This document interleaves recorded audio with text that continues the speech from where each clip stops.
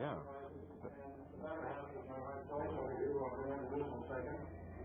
Glad to see such a large turnout on a nice cool evening like this. Next time Dr. Nasr comes, I'm sure it'll be cooler. I hope it will be, because I understand it's going to be sometime in September. I don't know if there's something yet, but they'll let you know about that later. The biggest thoughts that Dr. Nasr has given are up here. September, October, November. Then we skip December. So September and November. Okay. And then we skip December. And we have January. And then February, March. Or you want to skip January too? Well, if you skip too long, they don't count. You have to only skip 1 month. Name, address, city, and zip code on your application. Is Betty Anka House here from 4211 Mountain Lane?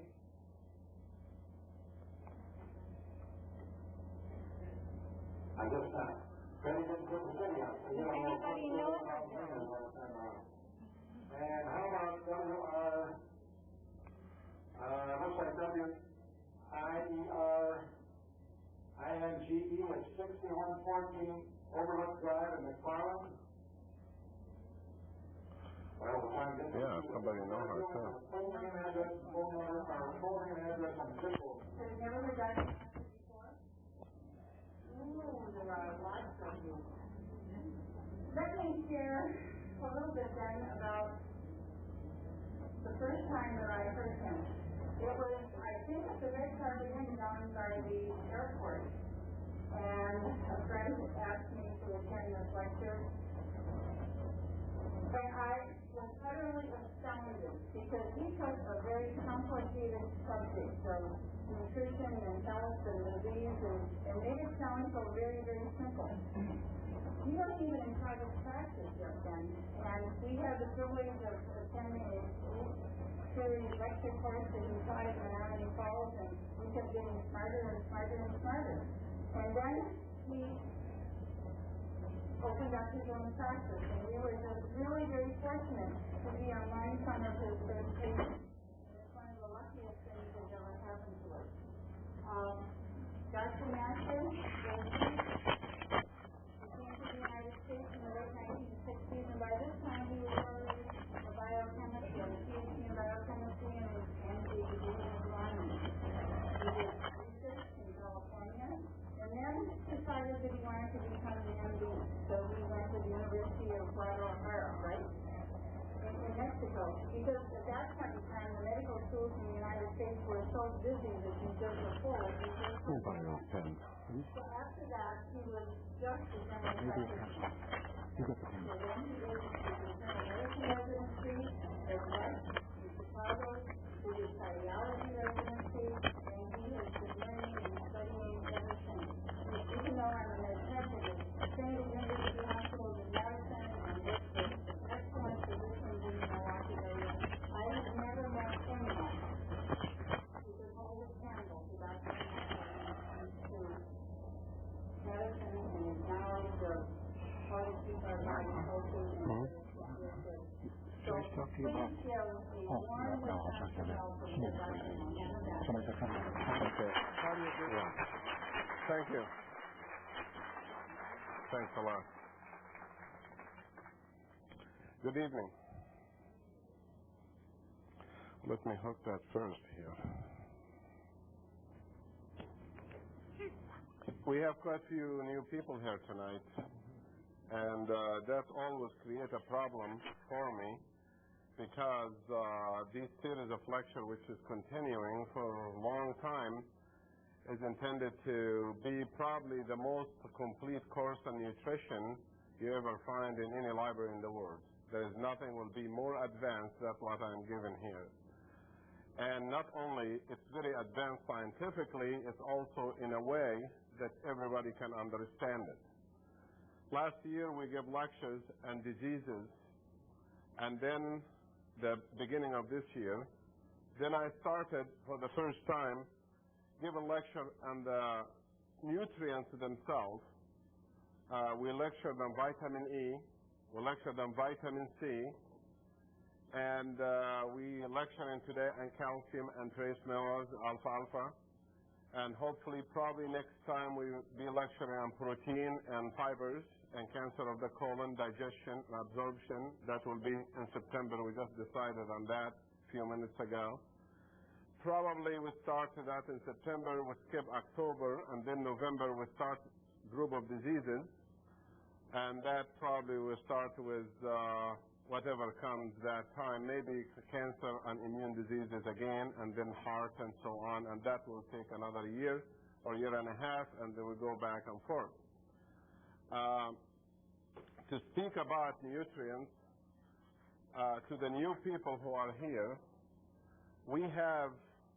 I have lectured in the past, and everybody here and most of the people here who heard me remember that when we look at the diseases we have in this country of ours, we find out that heart disease and cancer and arthritis, depression, infection, hormone imbalance, all of these diseases are going up since 1800 to now.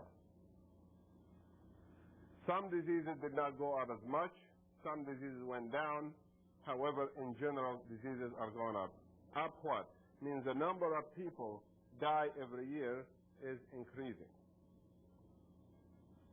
I'm sure everybody here understands that, correct? And every year, new diseases you haven't heard about comes. AIDS comes last year or 2 years ago, and it's spreading very rapidly. Then this year, new group of diseases, infections come like Epstein-Barr viruses and the Coxsackie virus and all of that. And who knows what other diseases going to be among us. These diseases, when we ask the medical profession what you're going to do about them, about heart disease, cancer, arthritis, and all of that, it's always surgery or drugs is always the answer. And that answer has failed in many instances. 25 years ago, I started looking for other reasons besides medicine and surgery also. We find out that to try to help a disease, there are 4 things need to be done. One of them, first of all, the medical diagnosis and medical treatment. Medical diagnosis means you have a disease, you want to know what's the diagnosis, what's causing that disease. You have a pain in the joint, then that's arthritis. Is that a diagnosis or not? Is arthritis a diagnosis or a symptom? Arthritis is a symptom. The word arthritis means pain in the joint. It's not really a diagnosis. What causes the arthritis is a diagnosis. What's behind it is a diagnosis. Hypoglycemia is not a diagnosis. It's a low blood sugar. That's a symptom. What's causing hypoglycemia is the diagnosis. Are you following me or not? We have to pay attention to what is causing the problems rather than what are the symptoms we're dealing with. Headache is not a diagnosis. Headache is headache, pain in the head.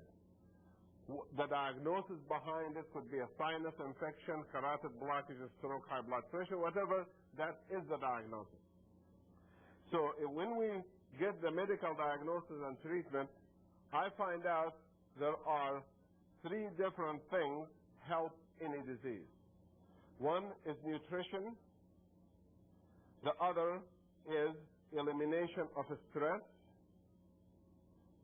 And the third one is detoxification or removing of the chemical from the body. We have lectured about that many, many times. For 20 years I've been drawing the same thing. Today we're going to be talking on a group of symptoms called arthritis. But before we do anything like that, we have to start paying attention to what causes these diseases here. We are talking now about only nutrition. What causes diseases, I start to looking at different things that can be causing that. One of those things that can be causing these diseases, could it be there is a problem in nutrition or not? And the answer came yes, it could be. Nutrition means that one of the nutrients that we need could be lacking in the food, right? That's what nutrition means. What are the nutrients the body needs that we could be lacking of? Protein, carbohydrates, and fat. What else? Vitamins, minerals, water, and oxygen. We have covered most of these things. Today, we're going to be covering mostly the minerals. Could it be then the cause of diseases that the food we eat have deficiency of minerals, such as calcium and trace minerals? Could it be or not? Then to answer the question, we have to find out where the calcium going to be coming from. Most of the people here said yes, we don't have as much good calcium in the food we eat. Some of the people said we don't have as much trace minerals, but some people here might have some doubt. Then we have to prove scientifically tonight that yes, we do have deficiency of trace minerals and calcium. Trace minerals are the little minerals that you find in the soil, and they have the names of magnesium, zinc, manganese, cobalt, selenium, and so on. You heard these names or not? I'm sure you heard some of them. Some of them poisonous, like cyanide. Some of them is radioactive, like a cobalt. But they're all needed by the human body. Some of them expensive, like gold, and is needed by the human body. Some of them is extremely poisonous, but we have to get it every day in the way nature put it for us. These trace minerals goes through the plants we eat, and if this plant happens to be a wheat, then we're going to get it in the wheat seed, then we're going to get it in the bread.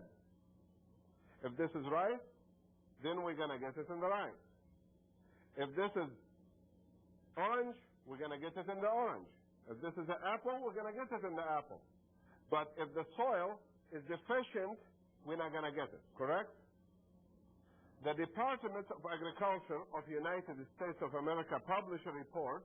It says that about 98% of trace minerals no longer in the soil in the United States. This is not a Russian report. This is our Department of Agriculture. It says that. Does this mean to you if the soil does not have enough trace minerals, this means the food we eat will be deficient of trace minerals? Yes or no? The answer is yes. And that those trace minerals will create lots of disease. Trace minerals needed by the human body to build bones and to make the bone strong. Other mineral needed to build the bone is calcium. The trace mineral and calcium both comes enter the human body, and right now let us look inside the human body. The human body made from a skeleton that start with the skull, made of bone, connected to many pieces of bone, to the pelvis, which is a big bone, connected to two long bones, and each one of those connect to another two, and to many small bones right here. There are two bones in the back supporting the shoulder, and the arms come down like this, and the bones are here also. All these bones, we call it the skeleton. A skeleton intended to support the human body and give us mobility. Any problem in that skeleton creates symptoms called arthritis, or diseases have different names. From osteoarthritis to osteoporosis to rheumatoid arthritis to all kinds of problems the bone will have. Are you following me so far? If we take a piece of that bone and magnify it, we find millions of what? Of cells. If we look at the bone cell, we find there is no such thing called one single bone cell. We find that the bone, which this is, for example, any kind of a bone, we cut it right here. We find that the bone, after we cut it, made from two departments. The outside cells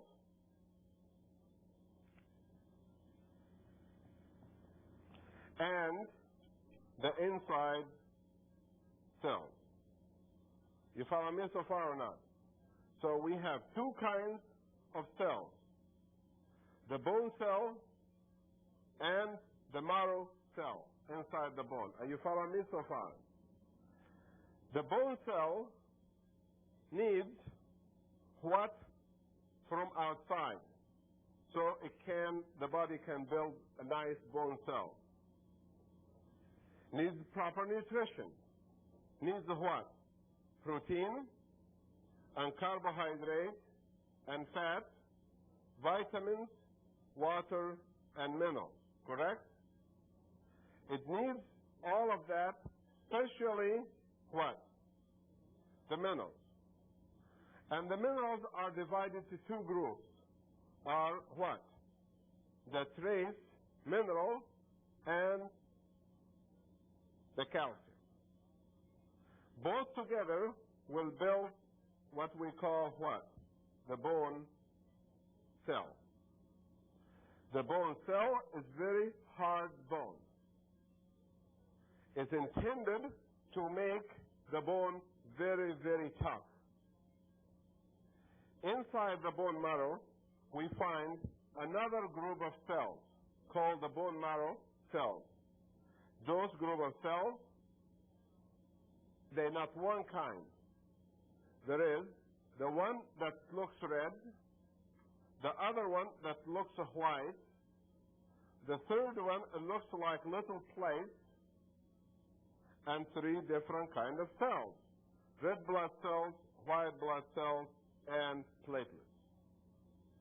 Each of those cells requires food from outside. Requires what? Protein, carbohydrate and fat, vitamins, water, and minerals, and oxygen too. But mostly they need what? No, vitamins. They do not need as much minerals as the rest. The bone cell itself needs most of the minerals.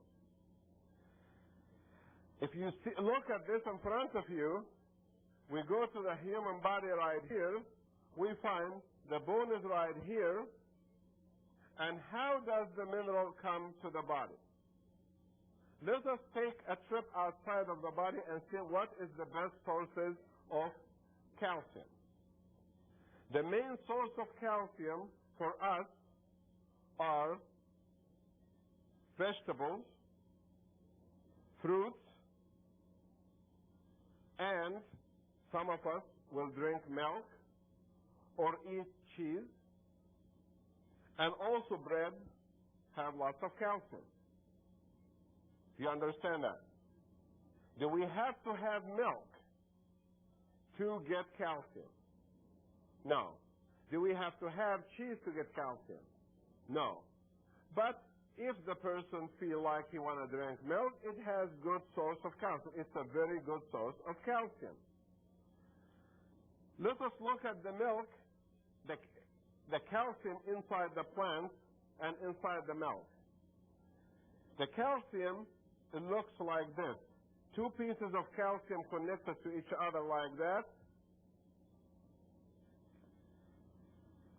And then when we eat that calcium enters the human body, the blood like this, and it goes to the bone like that. Inside the vegetables, they're supposed to have also trace minerals. Because the vegetables don't have as much trace minerals as they should, there is a plant called alfalfa. Alfalfa is a leaching plant. It does put nitrogen in the soil, that's true, but it's a very powerful rooty plant that the root can go up to several feet in the ground. The root of one plant of alfalfa can be about 4 to 5 inches in diameter, believe it or not. And that root, it sucks all the minerals out of the soil. So alfalfa itself is very rich in trace minerals.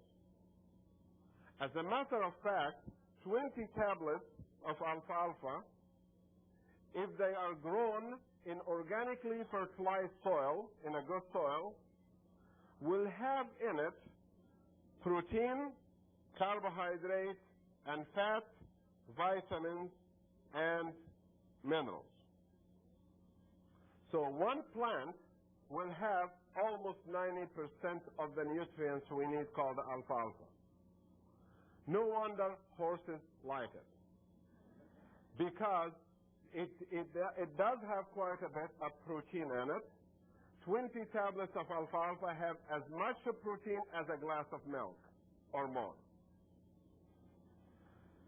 It has enough sweets in it, sugar in it, and carbohydrate equal to half a slice of bread. It has some fat in it. It has lecithin. It has lots of vitamin in it, and the vitamin A is number one vitamin. And in 20 tablets, it has 10,000 units of vitamin A, 500 milligrams of vitamin C, 100 units of vitamin E, and 40,000 units of vitamin K, and the same amount in vitamin D. One plant, 120 tablets have that much in it. And minerals, it has the 55 trace minerals in it. No wonder we call alfalfa is the magic supplement, that if it is from a good quality supplement, from a good quality soil and prepared right. If we look inside the human body, how the calcium and the trace minerals from alfalfa enter the body, we have to draw little bit more tissue around this person, more than just a skeleton. We have the skin right here, and in the head there is a hole called the mouth. This connected to a tube, connected to the stomach, connected to the intestine. That's called what? The digestive system. Digestive tract right here, the digestive system, the whole thing together. The food comes in, goes in the stomach, it gets digested, and it goes in the bloodstream. Does mineral need digestion or not? Do minerals need digestion or not? Huh? Well, either yes or no. Okay. Well, it's too bad. I put the question for you to say yes, but I put the tone make you say yes, but the answer is no. The food needs to be digested. Remember from the previous lecture, carbohydrate and fat and protein are the only food need to be digested, where the minerals, vitamins, and water and oxygen are not digestible. You understand that? That you do not digest these things. They don't have to be. They're already broken down. Minerals, okay, let me ask you a question. If you breathe lots of oxygen, do you get more oxygen in the bloodstream if you need it or not or no? The answer is yes. The more oxygen you get, the more you're going to have in the bloodstream, you like it or not. To the point that oxygen sometimes becomes dangerous to take. If you drink water, if you drink lots of water, would that water go in the bloodstream, all of it, or most of it, if you like it or not, or no? The answer is yes. All the water goes in the bloodstream. Think about it for a second of why. The food that it is essential to life, it has the freedom to enter the human body in freedom, without any resistance. That's water, that's oxygen, that's sometimes minerals, but most of the time no. Carbohydrates, do they have the freedom to enter anytime they want or not, if they are digested? If you eat lots of bread, would most of it go if you digest it in the bloodstream or no? The answer is yes. It is essential to life. You cannot live one day without it. That's essential to life, that you got to have it every day. You cannot live one day without what? You cannot live one day without oxygen. You cannot live one day without starches. Fat. If you eat lots of fat, would this have the freedom to enter the body anytime they want or not? The answer is yes. It's essential to fat. You have to have fat every day. Protein. If you eat lots of protein, would that enter the bloodstream any amount or the body wants or no? The answer is no. Protein not as essential to life as oxygen. It is not as essential to life as carbohydrates. It is not as essential to life as fat. But it's still essential to life. You can go a week without protein, you still live. In Africa, they go months, the kids without protein, and they still live. Right or wrong? However, carbohydrate, no. You cannot go without that one day, because the sugar from carbohydrate is the food for the cell, and the fat is the food for the gland. But the protein is not as important because it builds the muscle. We can live without muscles for a week or two, but we cannot live without enzymes and hormones for one day. You follow me or not? We're driving here to the minerals, the calcium and minerals. Do they have the freedom to enter the human body anytime they want to or no? I already answered it, take the answer a few minutes ago. The answer is no.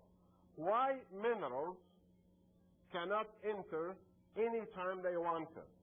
What is the main reason behind it? Number one, it is not essential to life. You can live without calcium for a day, correct? We can. We can live a couple days without magnesium and manganese. Because, why? Why the minerals? The most important thing behind it, because minerals are poisonous. They're essential to life. You cannot do without it. The bone has to have the minerals, but minerals are poisonous elements. All of them are. But we have to have them. If we have too much minerals, and the minerals enter freely in the human body, they will kill us. Take an example. If you eat too much sodium, salt, and the salt enter in any quantity will cause high blood pressure, right or wrong. So all the salt you eat, only what you need will get in the blood, and the rest will go out. Potassium.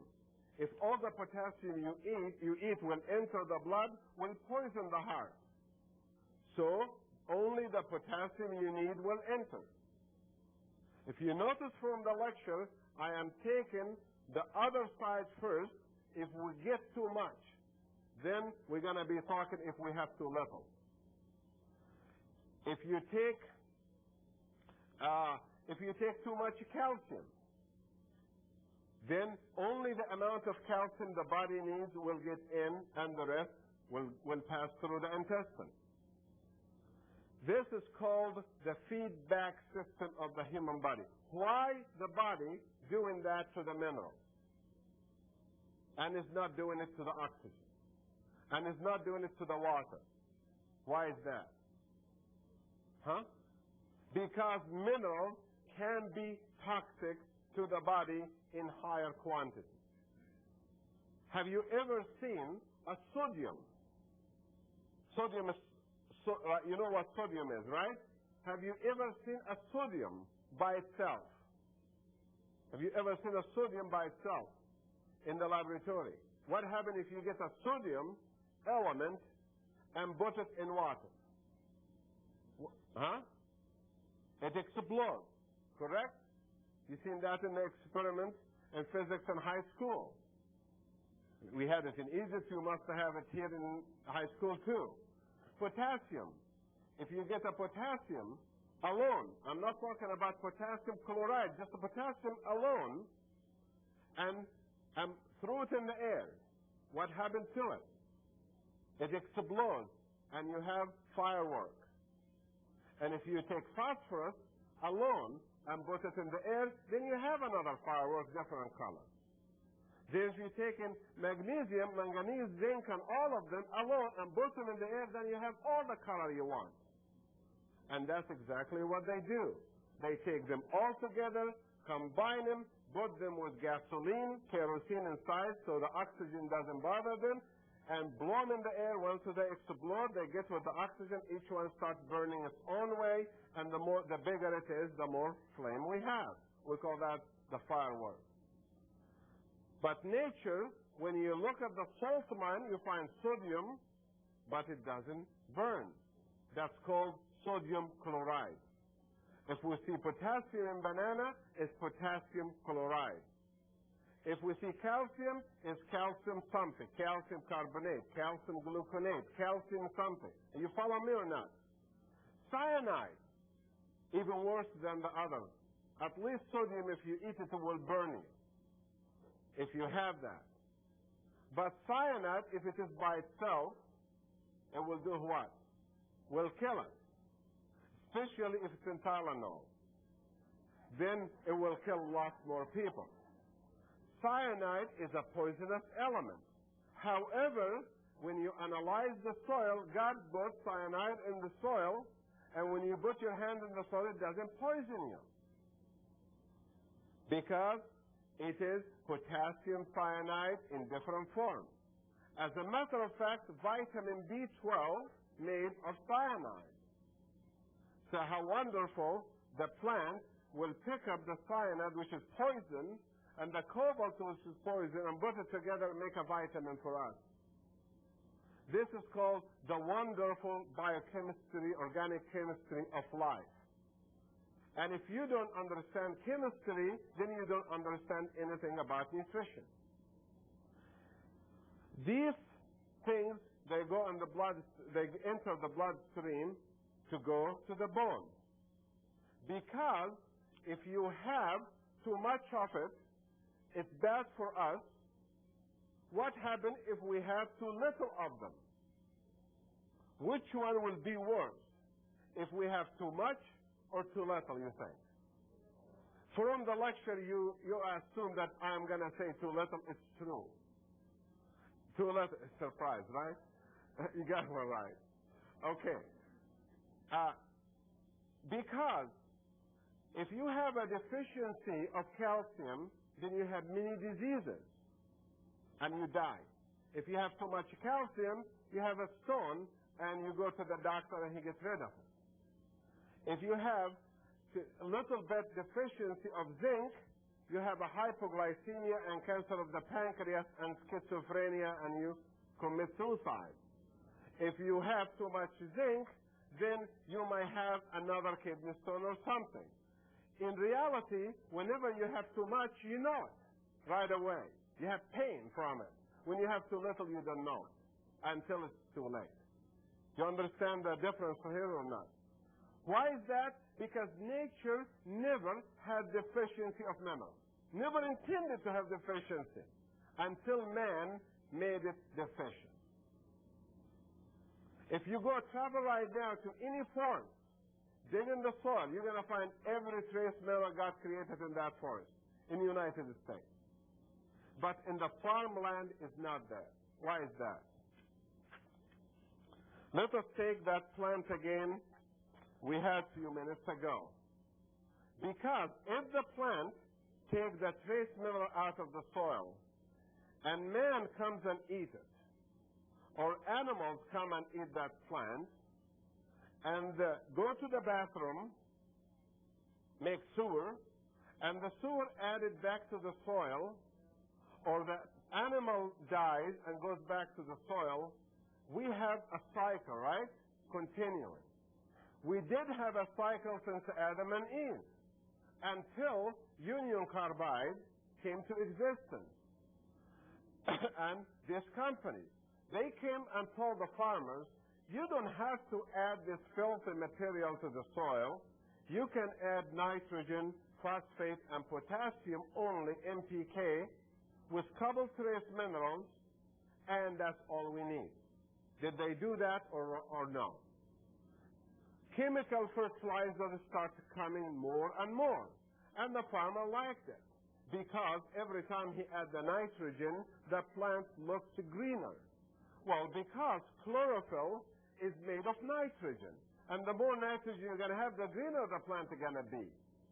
Doesn't mean the greener the plant, the better for us. You understand?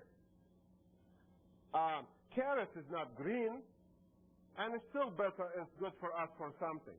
So the farmers start having these big, huge cucumbers and cabbages and all of that, and people start buying it, and they start making more money, and then they start using it. They forgot to analyze the soil. They forgot to check their food if they have trace minerals or not. Year passed after year, 10 years after 10 years, then we start seeing diseases. We start having headaches, arthritis, all kind of weird symptoms we never had before. It got worse and worse and worse, and then we have more drugs and more drugs and more drugs until we start thinking about it. I was one of the first people in the world to think about that triangle I talked about early, that what causes the diseases? Is it a mineral deficiency in the soil created some of the diseases or contributed to the diseases? Is it vitamin deficiency? Is it protein deficiency? Is it or not? That's what all this lecture is all about. Let us understand now that to have a disease called bone disease that gives us a symptom of arthritis, the first thing we have to be sure is what? We have to have plenty of the minerals.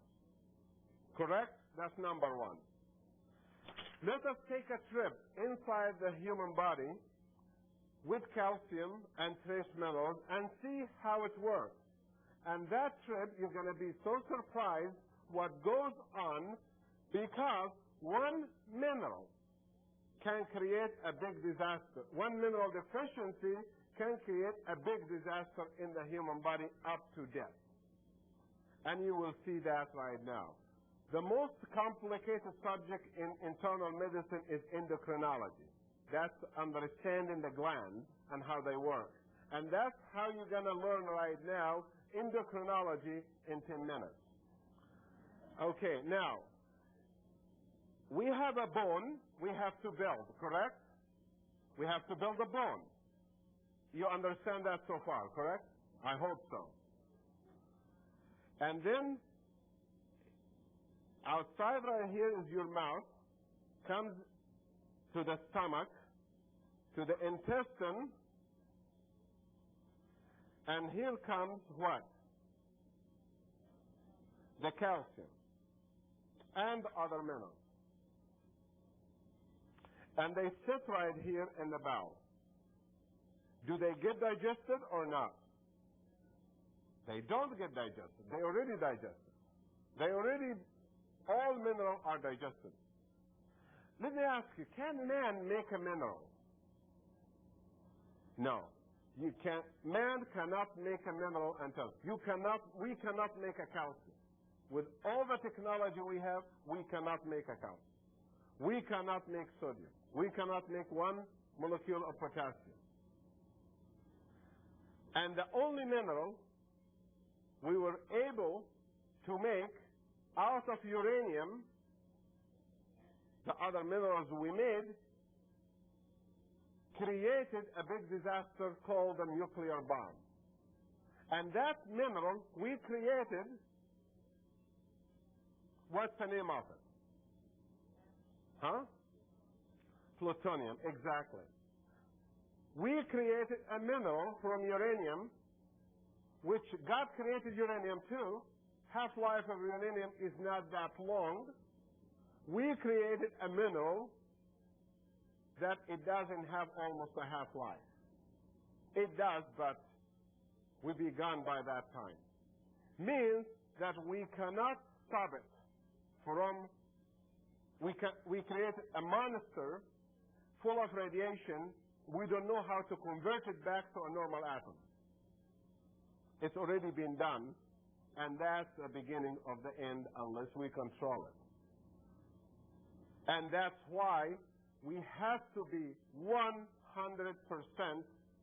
for anti-nuclear energy if we got to survive. It doesn't matter if cheaper energy or not cheaper energy, you're going to beat the Japanese, they're going to beat us, or all the money situation. All it takes right now is a truck full of plutonium, passes by this area and breaks, and it can happen. And what happens to this area? We have to leave the area within, it should be 1,000 square miles for how long? Forever. Forever. Or take an example, like the Russian did. Their reactor had a mistake. Lots of people here in this country were cheering that Russia had an accident there. And that was very stupid. Because it went to the underground water, it came in the ocean, it's going to come on under our underground water, we're going to get it in our well, still the same way. It's one piece of ground called Earth we're living on. One here, one there. And we're doing a very good job to destroy it. So, minerals cannot be made. When the calcium comes here, I want to get in, it can't. The calcium want to get to the bone right here, the bone cell. The bone have cells right here, and the calcium has to fill it. Okay? Right here. How does the calcium reach the bone? It's a very difficult pathway. Is it important to have calcium in what's this area right here? Between the stomach and the bone. The bloodstream. Is it important to have calcium in the bloodstream also or not? We're talking about the bone. Let's not forget, calcium is the main food for every cell in the body. The brain cannot function without calcium. The heart cannot work without calcium. The glands cannot work without calcium. As a matter of fact, if calcium level for every drop of blood, we should have, let's say, about 8 calciums. For every drop of blood, let's say we have to have 8 calcium. Let us suppose we have 7 calciums only. What happened to that person? That person will immediately start hyperventilating, start having aches in their bones, and start having tetany. That's a calcium deficiency symptom. What happened if in the bloodstream we only found 6 calcium in 1 drop of blood? What happened then? The heart stops.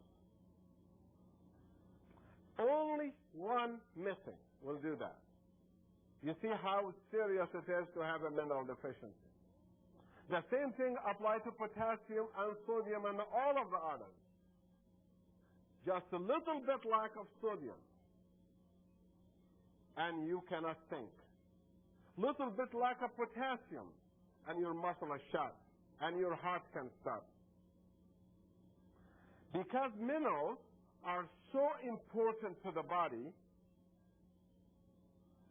we have to understand, how does calcium get to the bone? This is how calcium gets to the bone and the blood. In the neck, right here, there is a gland called what? The thyroid gland.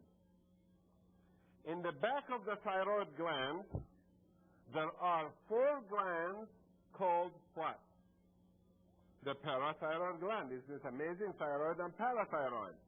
Let's bring it back right here. You can see through. These parathyroid glands, they have a trick to them. They're in the neck right here. All the blood has to pass through them, through the middle right here. These parathyroid glands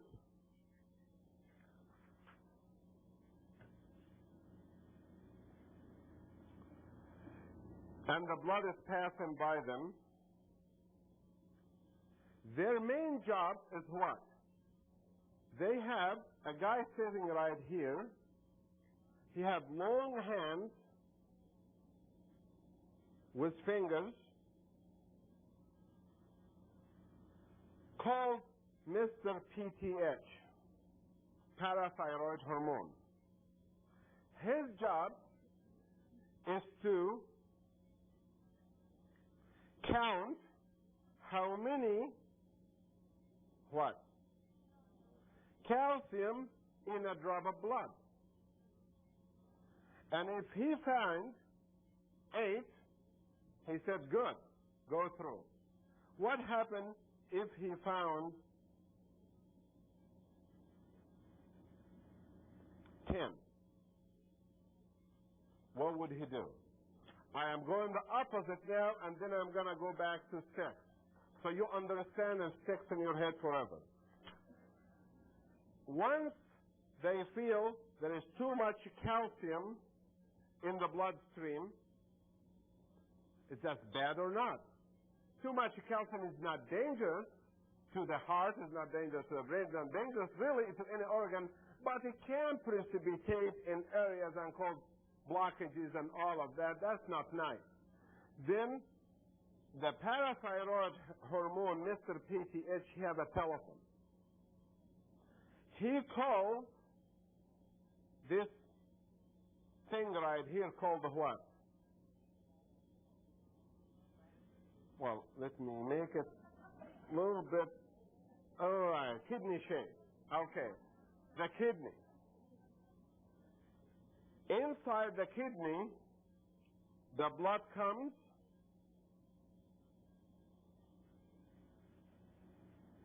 and go back, correct? And the kidney have little doors right here, and each door have a doorman like this.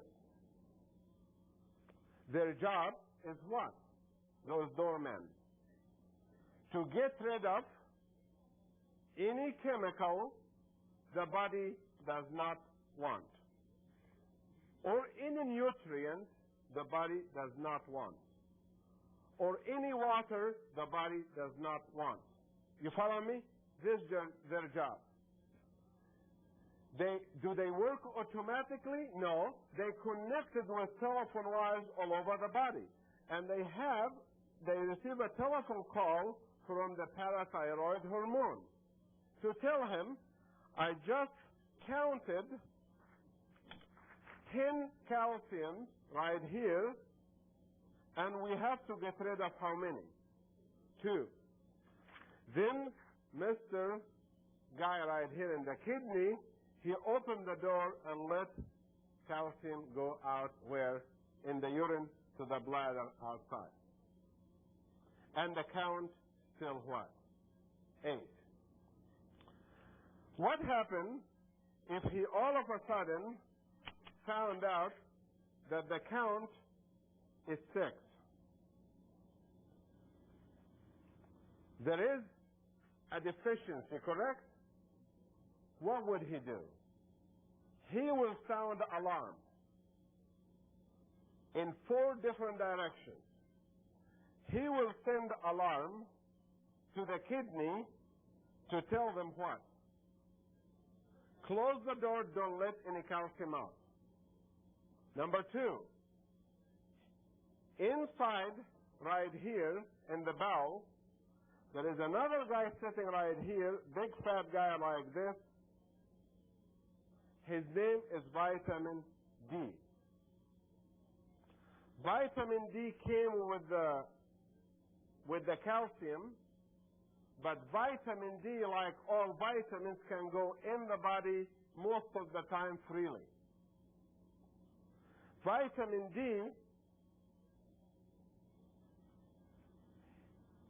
is made in the kidney.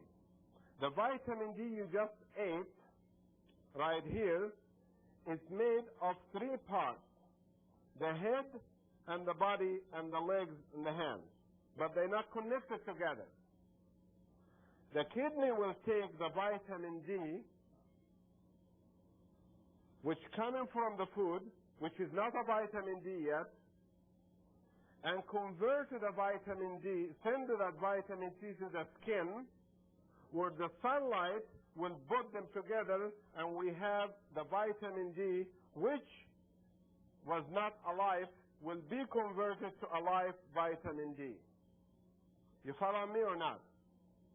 So, you're getting a little bit information on vitamin D and bone, how you build the bone. You need the calcium, you need the trace mineral, but also you need vitamin what? D? Okay. And you need a good parathyroid gland, and you need a good what? Kidney. Then he called this guy here. He tell him, listen, Mr. Vitamin D, we're missing how many? 2 calcium. Do what? Open the door and get me how many? 2 calciums go in. And no problem. Because the person is eating calcium. What happens if the person is not eating calcium that moment? And he's going to eat it for dinner. And the calcium became deficient all of a sudden in the bloodstream.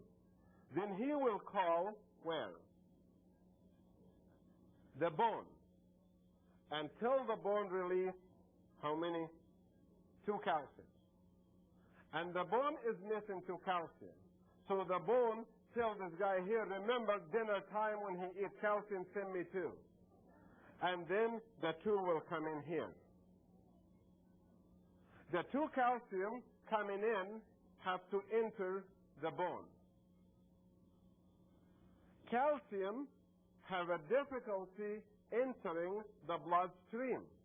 Would it have a difficulty entering the bone or not?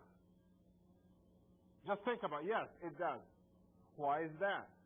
because it's a mineral. It's not going to have the freedom just to get whatever it wants by itself, because it can't calcify the body if it does that. You understand or not? Calcium at dinner time or calcium supplement will sit in the bloodstream. There is a gland in a woman called the ovary, and a gland in a man called the testicle. They release a hormone called what? Estrogen. Mr. Estrogen will take the calcium right here and shove it in the bone, because the estrogen have the key to the bone. And he is the one who has to open the door, put the calcium in, and close the door. Without the estrogen, none of the calcium can enter where? The bone. You follow me so far? This is almost the end of the endocrinology course pretty soon right now. Okay, it's over. Now, let us assume that that person did not have calcium in his diet. Then the bone will be missing what? A calcium, and there is a hole. Let us think that the guy, day after day, or the woman, day after day, they don't have this supplement. Then the bone will have many holes in it. Right? Why? Because the body, which one more important to the human body? The calcium in the bone or the calcium in the blood? The calcium in the blood, because the heart and the brain and everything has to live. So the body will sacrifice the bone to protect the heart and the brain. And pretty soon we have bone with holes. The word hole in Latin is pore. The word bone in Latin is osteo. And we have a disease called osteoporosis, or bone full of holes. Then we have a disease called osteoporosis. What is the cause of the osteoporosis in that woman? She did not have what? The calcium. Correct? No.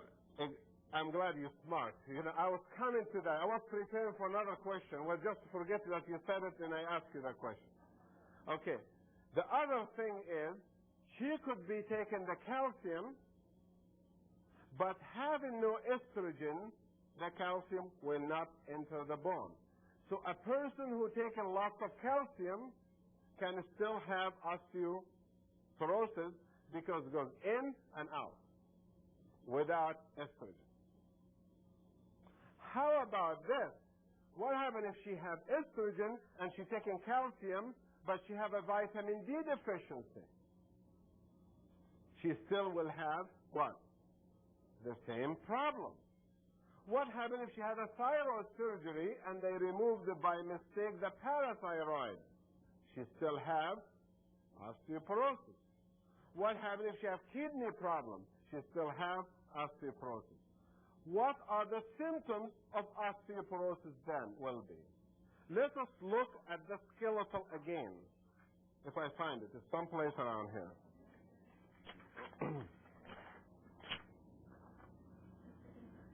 The person is standing straight like this.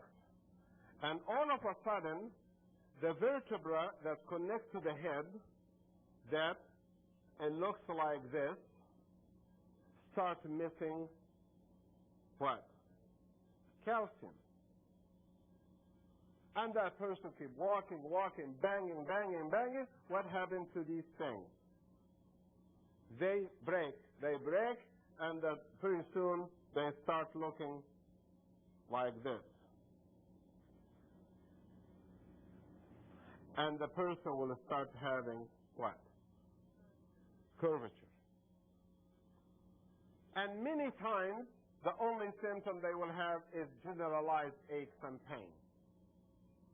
That's osteoporosis. I'm going to ask you a question. If I am a person who have osteoporosis, and you, the doctor, nutritionist, internist, and you know all this endocrinology and chemistry and all of that, Can you cure me from it or not? Huh? Yes, the answer is yes. All you have to do is put back what's missing. So osteoporosis is a curable disease. The problem why it is not a curable disease is because 99.99% of the physicians who treat osteoporosis don't know the physiology of the human body or don't remember it.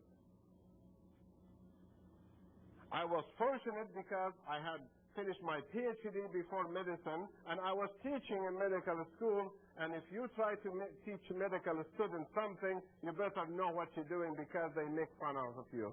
And you have to be a good doctor to teach doctors, because they will find anything wrong to make you look wrong. Then that's what medical students are. They're genius, they're very good. And in Chicago Medical School, that's what I was, teaching them these things.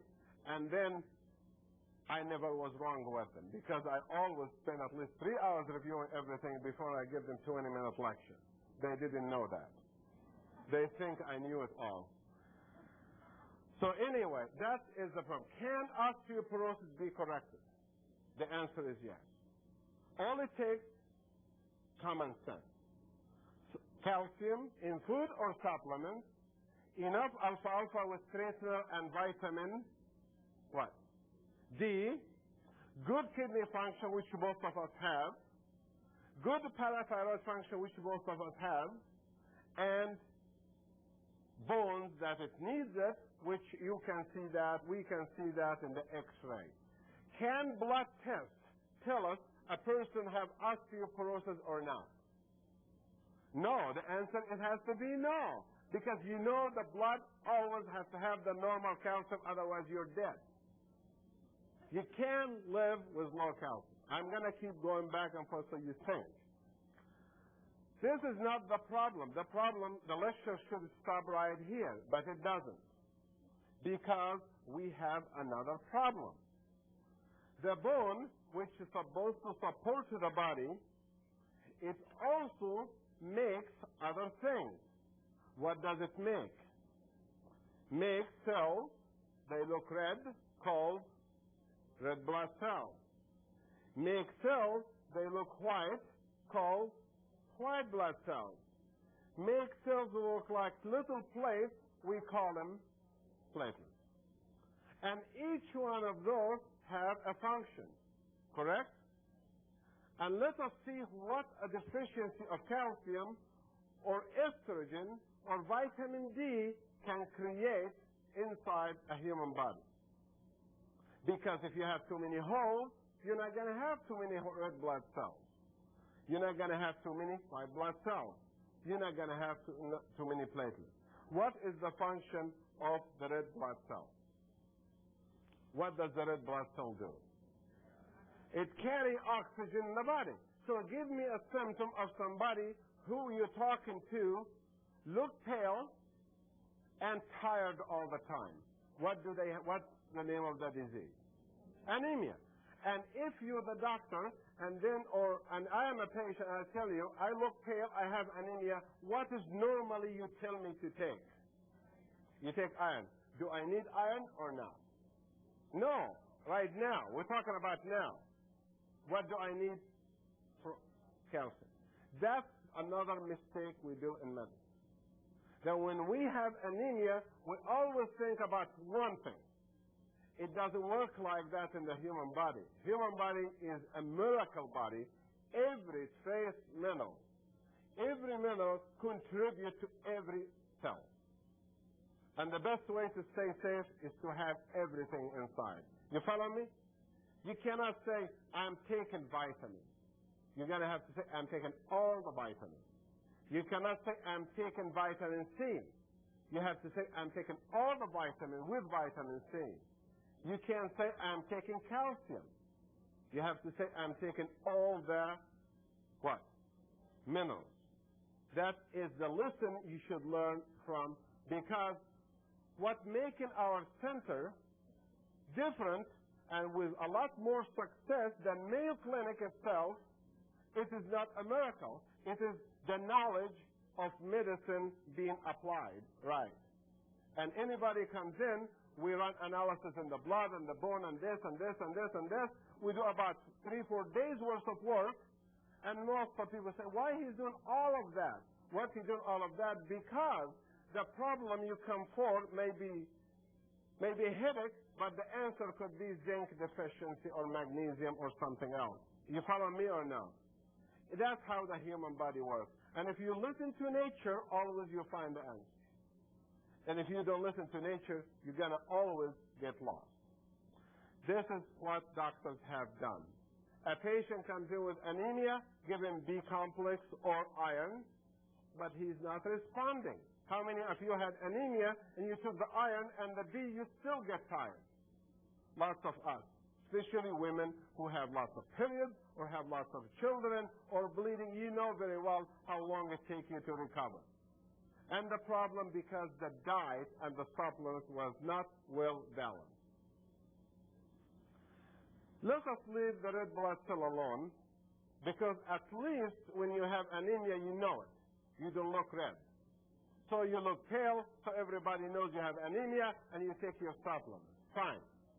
Let us go to another cell that is very serious to have deficiency of. That is called what? The white blood cell. What is the function of a white blood cell?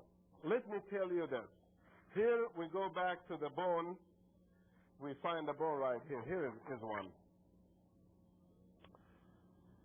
The mother cell inside the bone what? Marrow. We call that the master cell, the mother of life. There is one cell inside the bone marrow. When we do bone marrow aspiration, we look for that cell. And if we don't find it, the person in big trouble. That's called the mother cell. It's a cell that it looks different. It's very typical with big, huge stomach inside like this. We call that the mother cell. If the mother cell goes in the bloodstream, we call the disease leukemia. That's what leukemia is. But the mother cell in the blood, in the bone, is great. Out of the bone is leukemia. That mother cell, when it goes out, it's a problem, but it doesn't go out. It sends baby cells out. One of them is red, one of them is white, and one of them looks like platelets. When it sends the white blood cell out, it tells us, okay, let's go back. When it sends the red blood cell out, it tells us to do what? Carry oxygen. When it sends the platelets out, it tells us what? Close the hole so the person doesn't bleed. That's what platelets are. Those platelets, if you cut yourself, they swim in the bloodstream, and if they find a cut, they put their hands together and close the hole, and you have a scab. And if you have a deficiency of platelets, you bruise easy, correct? And if you bruise in the skin, you see it. But if you hit your head against the wall accidentally, and you don't see the bruise, you will have what? A stroke. Because you bleed inside, and the platelets is not there to stop the bleeding, then we have a stroke. You understand or not? The stroke caused by blood clot or by hemorrhage. And that is the platelet. But let us leave the platelets alone. And a person who bruises easy, we tell him to take what? But here, he doesn't need C, he needs the what? Calcium. So we have to learn more and more about nutrition. We cannot assume that we know it all. When you see somebody bruising, you don't say, you need C. Because that could be coagulopathy, it could be a tumor, it could be cancer, it could be anything causing the platelets to go down, leukemia, anything, and don't assume when it comes to health.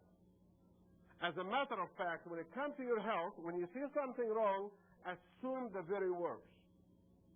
And be sure you don't have it.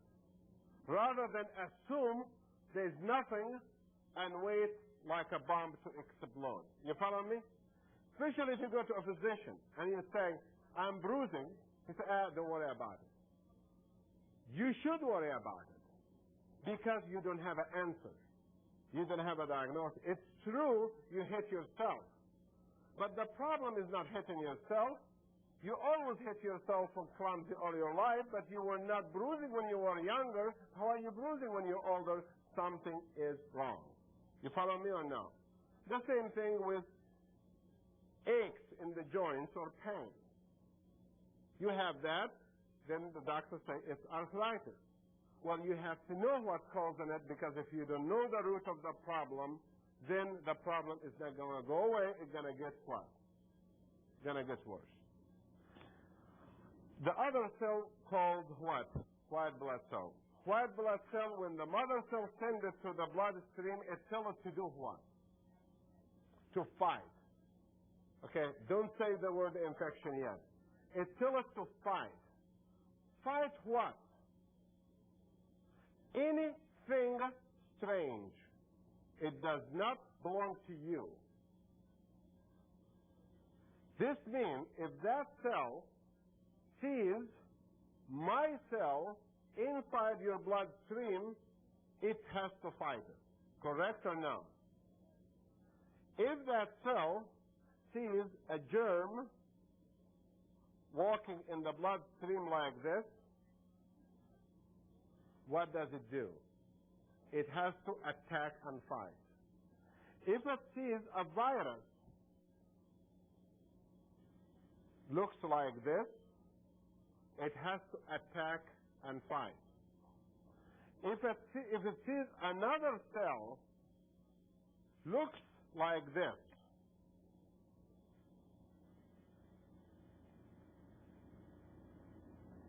what's the cell right here and doing in the bloodstream? What should we call that cell? A cancer cell now. No longer it's a mother cell, and already left its home. It's a cancer cell. It has to do what? To it. It has to attack and kill it. If it sees anything, you inhale the pollen, and the pollen looks like this. Looks strange. It attacks and fights. So the cell protects us against infection, against allergy, and against what? Cancer. How does the cell do that? When the mother cell sends it sends that cell. In the meantime, it has clusters of those cells in different locations of the body. The clusters of those white blood cells in different locations of the body. We call them the lymph glands. Whenever this cell right here sees something strange, see what happened here. This is a miracle, what you're going to hear here. This is something happened inside your blood right now. One drop of blood will have 7 million of those. One drop of blood. Each one, I'm going to say, is going on inside her mind in every second right now. When it sees that, it has a binocular like this, holding it with her hand and looking and see something strange. White blood cells don't see, but they have the ability to detect motion and light. And when they see something, they come close to it. First of all, when they see something, they have a small telephone, and they call the lymphatic glands close by in the area to tell the lymph gland, I just saw something strange. It looks like something red with 5 legs and 2 mustaches, or it looks like something weird from Mars, or it looks like another cell, but it doesn't belong to us, or it looks like one of those weird fly saucers moving around. And I am going to approach and kill. That is the message. This message is conveyed through a chemical called bradykinin or histamine. It sends a histamine message and it tells it exactly in the message like Morse code what the message is, and that happens between two cells. Every drop of blood has 7 million of them, and it's happening every second. This is why we survived since Adam and Eve until today. Because all of this happening to us when we're sitting right this moment. So anybody can tell you the human body is weak and it's sick and it can be cured. He doesn't know what he's talking about. This body can cure everything almost. So as long as a person is breathing, it can be cured. You understand? Because the only person knows who's going to live or die is not us anyway. So it approaches that, and it puts one arm like this, another arm like that. And another cell comes right here, we don't have enough space, and puts another arm like this, another arm like that, and they extend both arms, and it starts opening her mouth, and start both of them biting these things and eating it.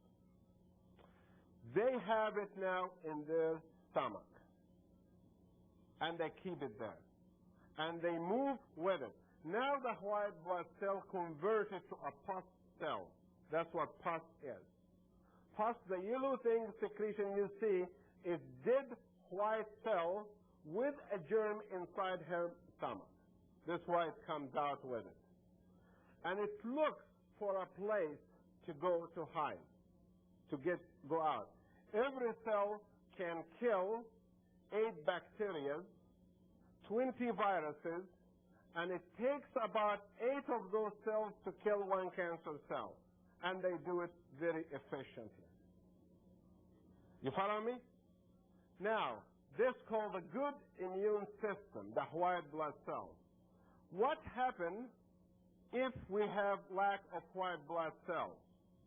Look at this picture and give me some answers. Because if we have the person have osteoporosis, could have a lack of white blood cells.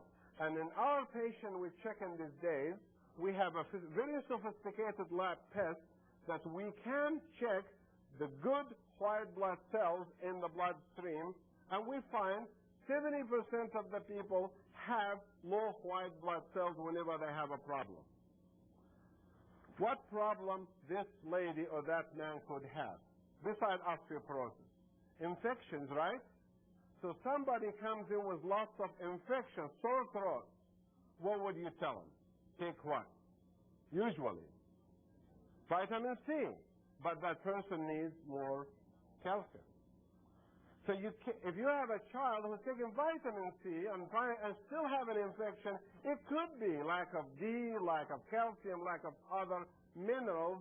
The safest way is to take 1 tablet of calcium, 1 tablet of alfalfa to that child every day, and you know he got it. That's not your problem anymore. So he better feel better then. And if he doesn't, maybe he has something else. That person who can have lots of virus infections, or he could have what? Cancer, or could have what? Allergy to food, or allergy to pollen. If we have an allergy and keep giving the person allergy shots, would that cure the problem or no? Absolutely not. You just escaping from the problem. You feel better, but you did not cure the problem. Remember that. You have an allergy problem to pollen, somebody else doesn't. It is not the vaccine or shots the problem, could be immune system problem. The person who have an immune system problem that cannot fight allergy is in danger of developing what? Cancer or many infections. We check patients who have problem with low white cells. We find them have lots of virus infection, especially Epstein-Barr virus. Why the white blood cells so important? Because are the main soldiers moving around all the time to fight for us day and night. If these germs succeeded and passed through the bloodstream, then the person will start to have aches and fever, and means the white blood cells have failed, and the person needs other things, antibiotics or other stuff, plus the calcium. So if we talk right here about calcium and alfalfa, we are talking about multi-diseases connected to that.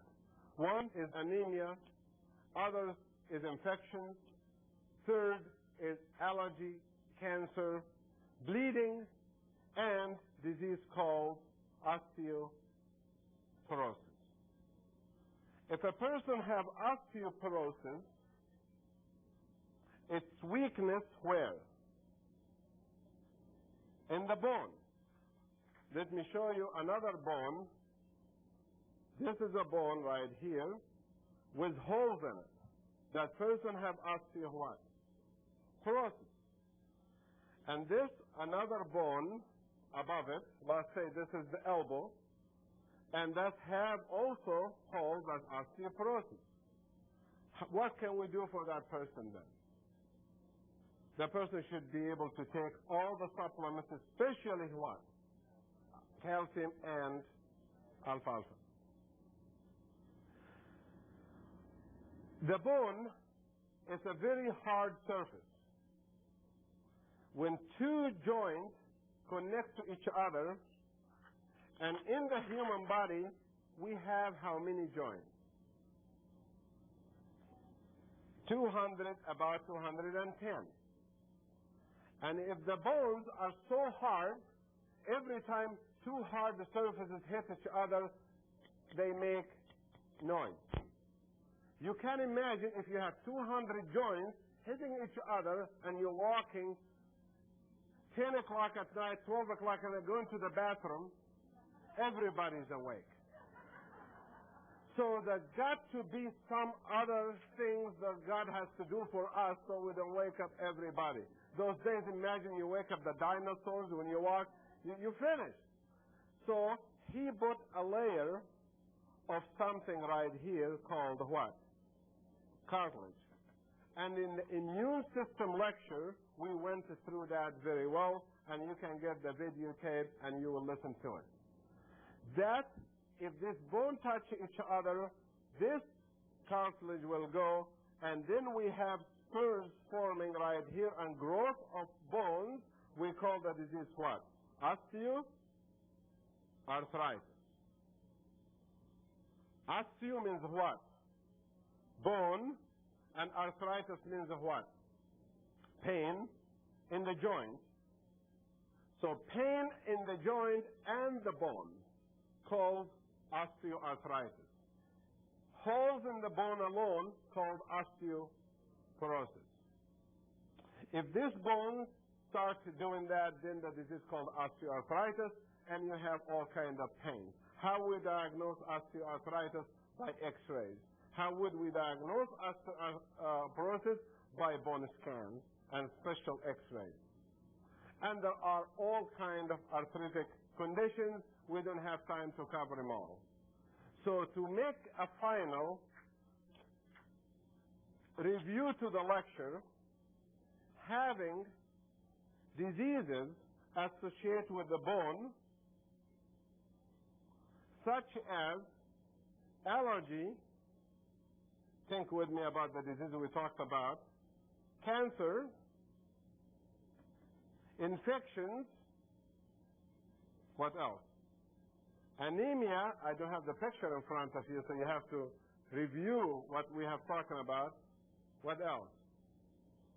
Bleeding, bruising, and osteoporosis, osteoarthritis. It can be helped if we have the following. One, we have to have the proper what? Diagnosis. Number two, medications. has to be used first. Let's assume somebody has severe allergy, then we have to give antihistamine first, then nutrition, and get rid of the stress of that person, and detox, get rid of the chemicals from the body if he has chemicals. If the person has cancer, start with the number one, which is the medical management. If that person cancer of the breast, then we have to remove it first. If that's cancer of the bone, we have to radiate it. But we have to remember that nutrition, it has to be there, and the others has to be there. Are you following me or no? If we don't have the diagnosis or don't use all of them together, then we will fail. When we applied all of these things together, we have fantastic results. Every physician can do the same thing. The only difference, he has to have the knowledge and has to be very patient. Because dealing with the human body by any doctor, he has to deal with every cell, every organ, every system in the same moment. And if he doesn't do that, he will miss something. And that something could be what he needs to know. If we're dealing here with arthritis, the same thing. We have to deal with the medical part, which can be medical or surgical. We have to deal with the nutrition part, which is the proper protein, which is vegetable protein, the proper carbohydrate, which is starches, the proper fat, which oil, the proper vitamins, the proper minerals, and the proper water does not have any chemicals in it, and proper oxygen through lots of what? Exercise. And exercise will come right here under removing of stress. Stress is 90% internal and 10% external.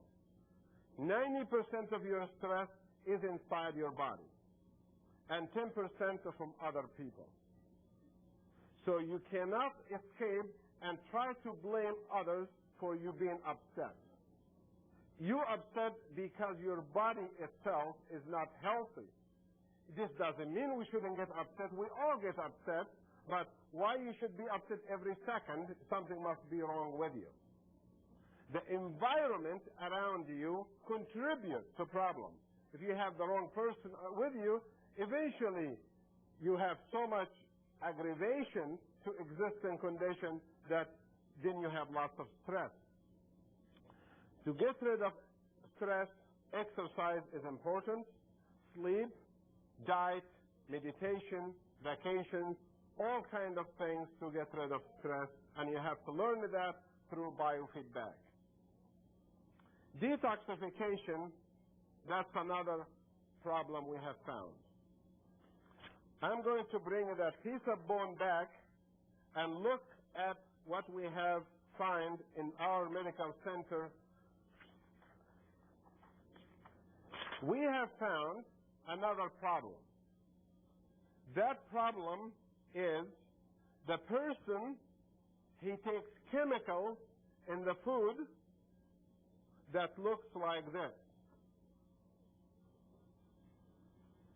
Or chemicals from the air that looks like this.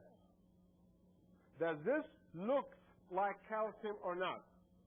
It does. Is it calcium or no? No. That is called lead, arsenic, mercury, chemicals with two atoms similar to calcium. When this goes in the bone, they go and stay. They don't need estrogen to put them there. When we check the bone of people, we find lots of them have lots of lead in it. People who have lots of lead inside their bone, we find it extremely difficult, as a matter of fact, impossible to remove lead out of the bone. The only substance called EDTA can remove this chemical from the bone, which we call chelation therapy. So detoxification right here includes removal of chemicals, elimination of chemicals you take every day. If you have a disease, this or that, or that, or that. If you follow me or not, I'm not repeating the name because I assume you're going to think with me what I'm doing. All of this, you're doing this right, you're doing that right, you're doing this right, will be stupid to expose the body to drugs, cigarettes, smoking, alcohol, all of that. When you have a serious problem, you're fighting. If you don't have a problem and you want to take a little bit of chemical, maybe it's okay, you have to. But if you're sick and you think you're going to have a problem in the future, it is better to give the body every little help it can get. One of them, do not take chemicals from outside. This is it for the lecture today. I'm going to take some questions from this side and some questions from here, and then, yes, 9 o'clock, exactly on the hour and a half. Yes?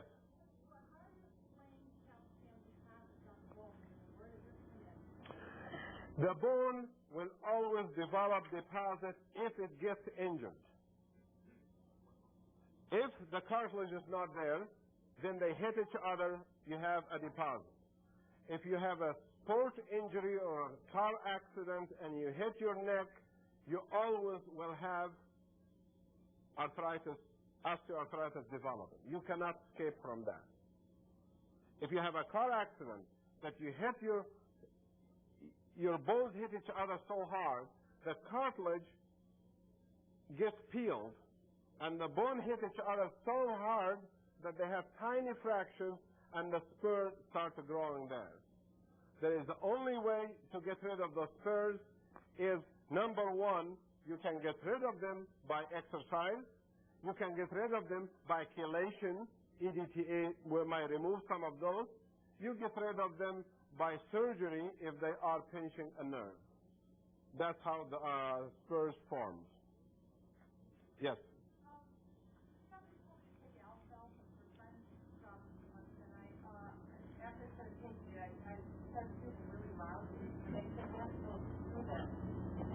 Well, the person who told you to take alfalfa for sinus, they meant well, but they're not doctor. So, number one, taking alfalfa and taking vitamin C and taking all of that for any disease is not going to hurt you. So, if you're not taking it, it's good that you did. If you felt lousy, maybe you took too much alfalfa and you did it less, or maybe you have other problems and you start blaming it on the alfalfa. So you have to find out the diagnosis, as we've been saying all along. Yes, I'll be there in a minute. Yes.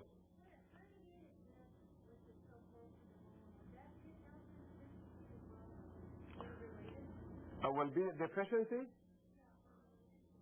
I think we talked about that in the immune disease and vitamin C in this lecture. The disc itself is collagen, is hyaluronic acid. The capsule itself is full of vitamin C. And I am sure if it is not trauma that you jump from the 10th floor and landed and ruptured the disc, I am sure it is related to nutrition. Yes?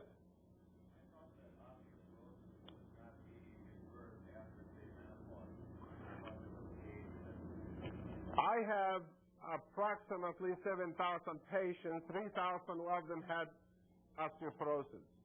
Right now, maybe about 5 still have osteoporosis after 5 years. I don't believe, after practicing in internal medicine and nutrition and preventive medicine, I think the medical book should be rewritten. Because even, I'm just going to take your question a little bit even further than that. We learn in medical books, hereditary diseases, congenital, is incurable. Even me believed that.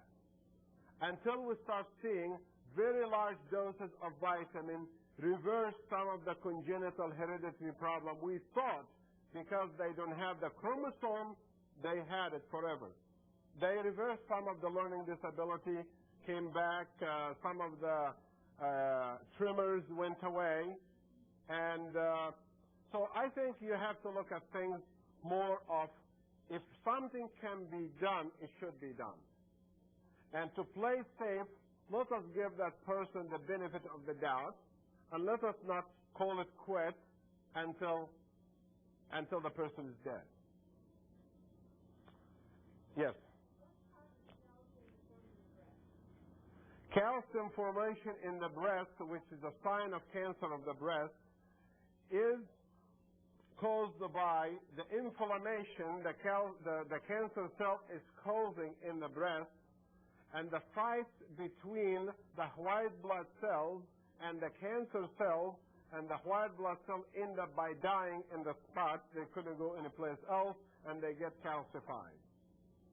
So when we see calcium in the breast, that means 99% it could be cancer there, in that area. Yes, sir. Would you read down the contribution that alfalfa makes for the osteoporosis? The contribution alfalfa have toward osteoporosis is very little. Calcium and vitamin D and estrogen have the most contribution. However, trace minerals are always needed in every cellular function. So we consider that taking a little bit of alfalfa tablets, like 20 of them every day, if somebody has osteoporosis, is beneficial to the body. It doesn't hurt to do. How specifically does it work? I don't know. It is not very clear. But it is a trace mineral, and when you burn the bone and look at it, it has trace minerals in it, in the dust. So it has to get there somehow. For that reason, maybe it does contribute to some benefit. Yes, ma'am.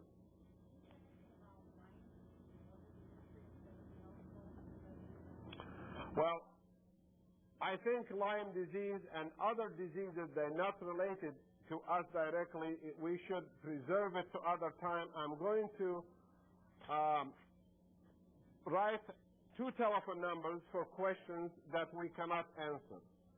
One, any question related to nutrition or not related to nutrition has to be directed to my assistant, Dr. Percy, and his number is 312-843-8860.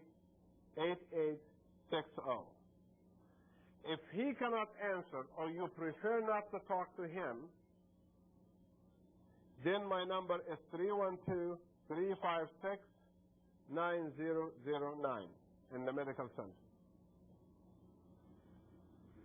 Okay, we go to this section right here. Yes, ma'am. Is there any natural way of getting estrogen back into the female after menopause, or is it always involved with chocolate? Well, the gentleman asked a question early when he said women have menopause, they have osteoporosis. I really do have some doubts of the word menopause right now after practicing for 7 years. Because I have seen women get in menopause at the age of 32. I have some get in menopause at the age of 60. And because such a different age, maybe it is related to lots of other things, in the body. We know for a fact that women who have deficiency of estrogen have osteoporosis, but also I have found another thing in my practice, that estrogen, we don't have the proof 100% on that, but that's definitely, it's worth mentioning right now, that women who do not have menopause have less high blood pressure, less wrinkles, less arthritis, osteoporosis, less heart disease, less and less of everything. Women who have more menopause have more of those diseases. It seems like estrogen is the anti-aging hormone, where testosterone in men is an aging hormone. So estrogen makes women younger, where testosterone makes a man older. Okay. Women have both estrogen and testosterone. Men have both estrogen and testosterone, and a balance has to be there. Man can always make his estrogen because he needs minute quantity in his adrenal and testicle.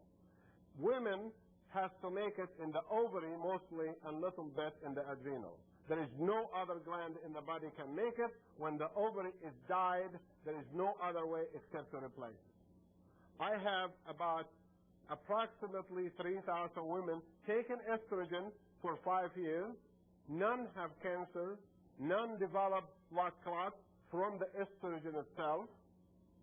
and all of them doing very well. The problem with estrogen, you have to monitor it, so it's not too much, it's not too little. Because it's not too much, then the woman will have a period again and will have sore breath. If it's too little, it's not doing the job.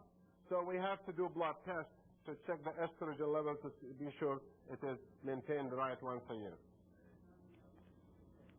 No, there are natural plants have estrogen in it. Like sweet potatoes, for example. Watch it, everybody gonna go buy sweet potatoes now. Okay? No, don't do that. Because if you take too much of that without control, like hormones are poisonous to the body. Hormones are dangerous like minerals. If you have too much estrogen, you have a problem. If you have too little, you have a problem. If you have too much thyroid, you have a problem. If you have too little thyroid, you have a problem. So the hormones are like poison minerals. They have to be controlled very close range. And there is no other way. If the bones look osteoporotic and the other problem exists, there's not much time to wait. Because it will take about 6 months to a year to build the bone back, doing it right. It will take from eating sweet potatoes about 50 years. And that's a lot of sweet potatoes. Yes? I actually have two questions. One is easy.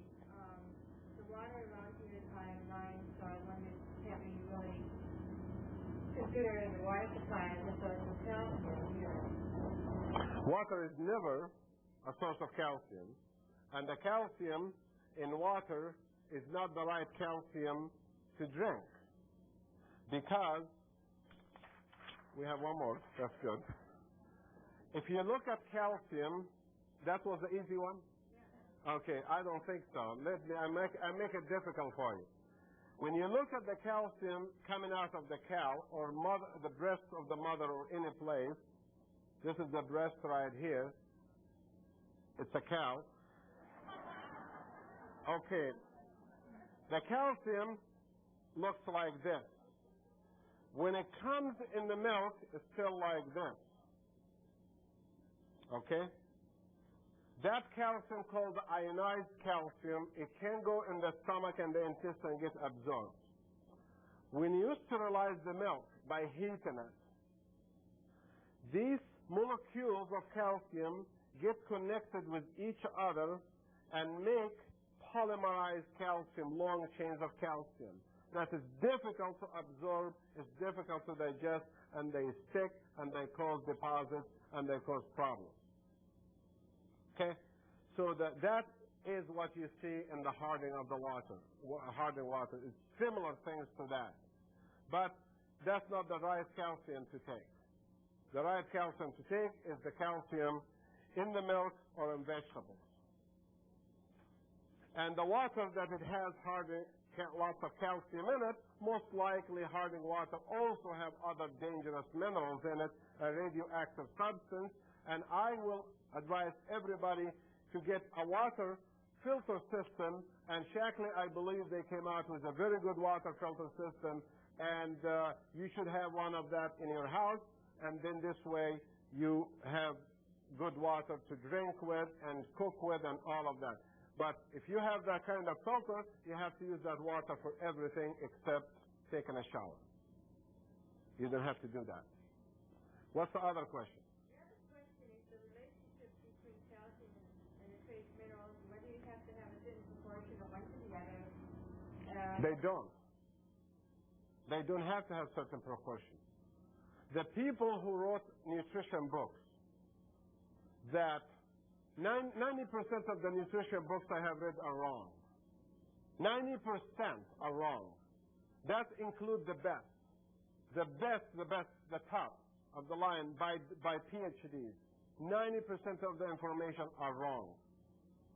Even the book by Dr. Scala on arthritis, completely wrong. Even the book I wrote by Adel Davis was wrong. If things do not apply within biochemistry and physiology, which is established all over the world, then it's wrong. You follow me? Most of the people write these things, they don't have any idea. So many people wrote books saying you should not eat vegetables with fruits. You should not eat fruits with bread. You should not eat this with this. You shouldn't eat magnesium without calcium, vitamin E without iron, with iron and so on. It doesn't work that way. When you eat an apple, it might have more magnesium, which it does, and zinc than calcium. So what? They're both going to go in the body in their own ways, and they're going to metabolize in a different way. And they're not connected in any way in the metabolism together. It just happened that the calcium with magnesium, they live together in one source, like bioflavonoids with vitamin C, or like beta-tocopherol with gamma-tocopherol, or like vitamin A with beta-carotene. It doesn't mean they have to be together. You follow me? So there is no proportion whatsoever. There is somebody who have diabetes or hypoglycemia, we might give them more magnesium than calcium. As a matter of fact, we do that. A person who have diabetes have too much calcium, very little magnesium. Even if you give it to them, they absorb more calcium than magnesium. Then we have to give them separate magnesium from calcium. That answer your question? Okay, yes, sir. Regarding calcium in kidney stones, I had a lithotripsy shock procedure in June of 1987. I asked the doctor said that I had a calcium oxalate stone. And then I was told that articles that we should be careful not to have too high an intake of calcium carbonate. Well, at what point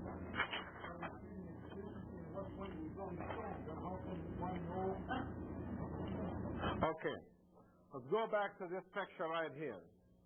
If you have a problem in the kidney, you're always going to have a kidney stone, regardless if you're deficient or have too much. And the more calcium you have, the more stones you will have, because you have a problem with the kidney. However, if you stop taking calcium completely, you're still going to form a kidney stone. But where's the calcium coming from? Where is it coming from? Yeah. No, I'm saying if the doctor told you don't take calcium, and then you're still forming stones, where is the calcium going to be coming from then? No, if you're not eating it from outside, where is it going to be coming from? Right here. From the bone. And if it is coming from the bone, you're going to have less kidney stones with anemia and cancer and arthritis and osteoporosis and infection and all of that. And if you take too much calcium, then you're going to have more kidney stones and none of the others. The problem was not the calcium to start with.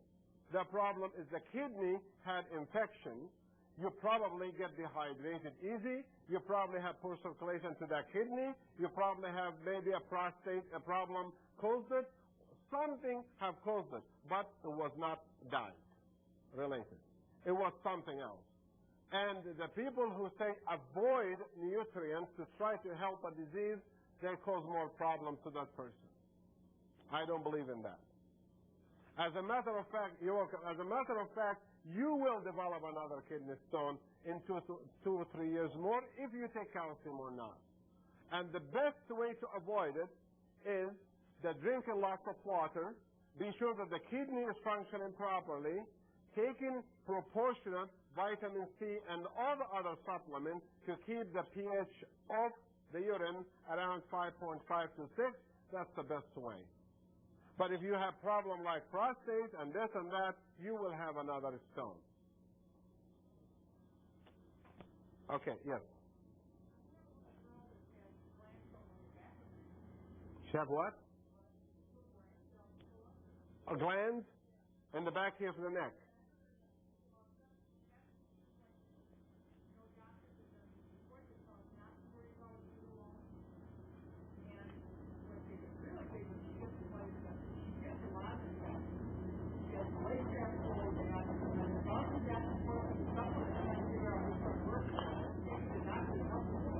Well, Okay, listen, I'm not taking any personal question about specific cases because it's very difficult to make a diagnosis standing right here.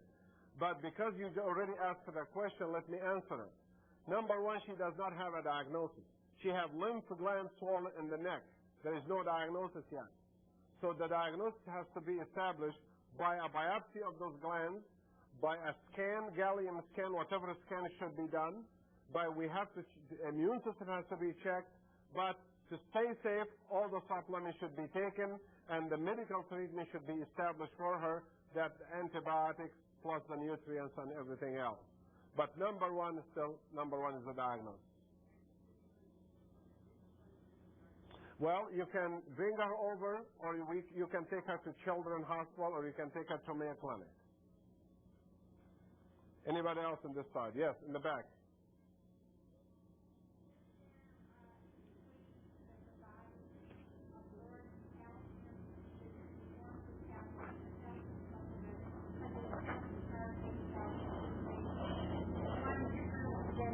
Yes, they all basically the same.